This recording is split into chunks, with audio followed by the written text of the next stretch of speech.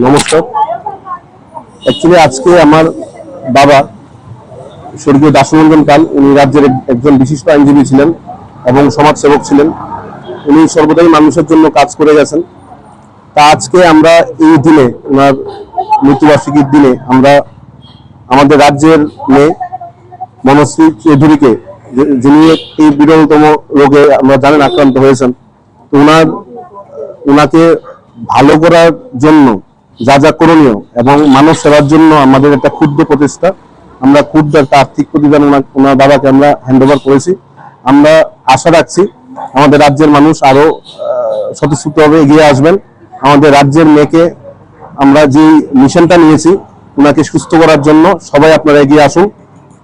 আমাদের একটি বার্তা থাকবে যে মানব সেবার মধ্য দিয়ে আমার বাবার যে স্মৃতি, আমার বাবার স্মৃতিকে আমরা বাঁচিয়ে রাখার চেষ্টা আমরা করে যাব। এটাই আমাদের মূলত এম থাকবে। অঙ্কন তিলক পাল।